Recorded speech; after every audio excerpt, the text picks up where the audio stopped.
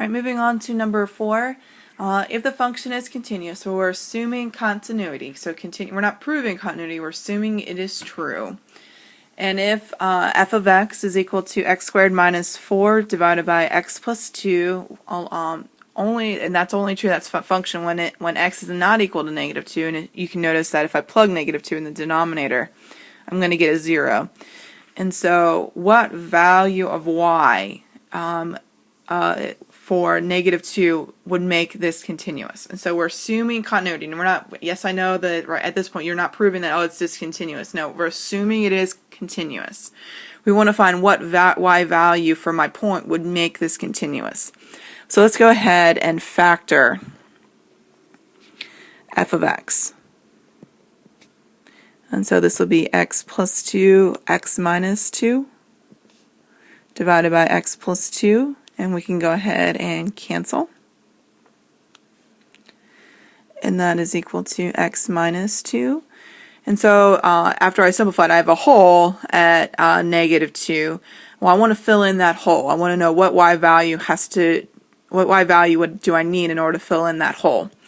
And so let's go ahead and plug in that negative 2 into the simplified portion. And so we have negative 2 minus 2, which equals to negative 4. And so f of negative 2, in order to fill in my hole, my point has to be located at negative 2, negative 4. All right, number 5, we're going to look at to see if what parts make things discontinuous. And so I'm just going to do just a brief check. I noticed that for the first part, this would be the left-hand limit for negative 2. This would be the right-hand limit for negative 2. So we would just want to do a quick check to see, does the left equal the right? And so if I plug in negative 2, 3 times negative 2 is negative 6.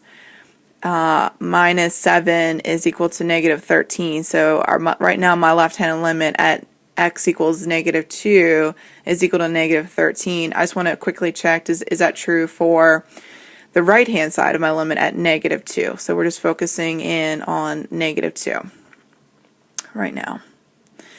And on the right-hand side, if I plug in negative 2 to the fourth is equal to 16, but it's negative. So I have negative 16 plus 3.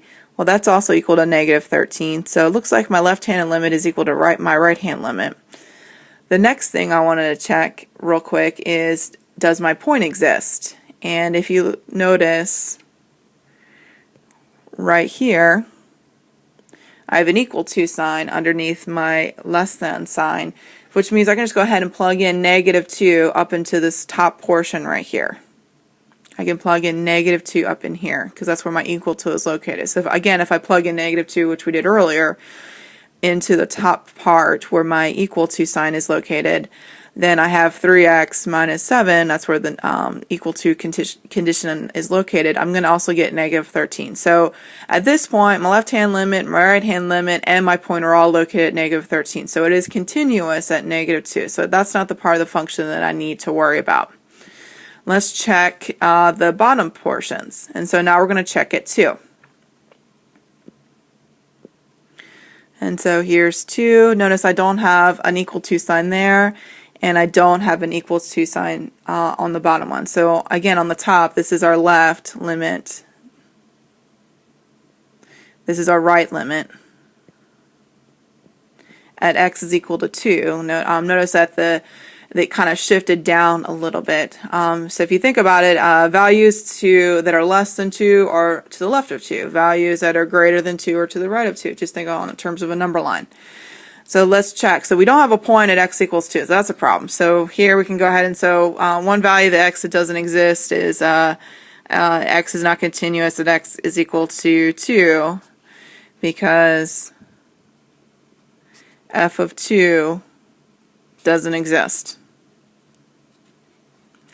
Well, now let's check the right-hand limit and the left-hand limit. So if I plug in 2 on the left-hand limit, so here we have the limit as x approaches 2 from the left, and I'm just going to go ahead and plug in my function instead of f of x. So negative x to the fourth plus 3. If I plug in 2, I'm going to get, again, negative 13, which we got earlier.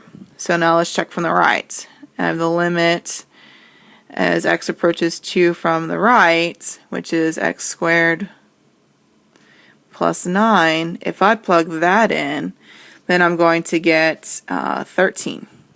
Well, negative 13 doesn't equal positive 13. These two are not equal to each other. And so my limit at x approaches 2 doesn't exist.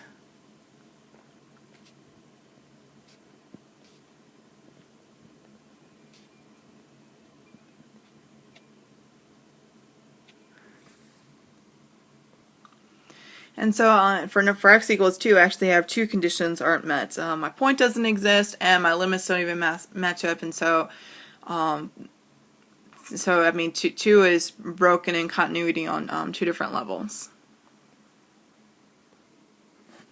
Number 6, for what value of the constant c is the function f continuous over all real numbers? And again, I have a piecewise function. Notice again on my piecewise function, I do have a point, so I don't have to worry about that. It's located at 3. Notice we have that little line underneath. But we're assuming continuity. We're not trying to prove continuity. We're assuming continuity. We want to know what values of c make this function continuous. So we need to solve for c. The place where it's breaking up, where we might have an issue, is at 3. This is where my piecewise function splits its domain. It goes up to 3 and then changes the function at 3 and becomes something else. And so we're assuming we know a point exists, now we need to check, does our limit exist? And again, on the top, we're talking about values less than 3. That means values to the left of 3. And on the bottom is to the right of 3. These are values greater than 3. So again, if you think on a number line, values to the left of 3 are values that are smaller than 3. Values to the right of 3 are values that are greater than 3. And so let's go ahead. We're looking at where x is equal to 3. This is where our potential problem is. But we want to know, are our limits the same? So we're saying we want to know, does c times x plus 1 equal c times x squared minus 1? And we want to check at x is equal to 3. So let's go and plug in 3.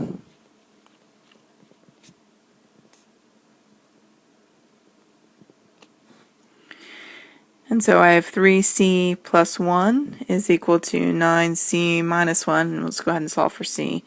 So if I add 1 to both sides, this becomes 2. If I subtract 3c from both sides, this becomes 6c. And then divide both sides by 6c, I get c is equal to 1/3. And so that's the value of c that make this function continuous over all real numbers.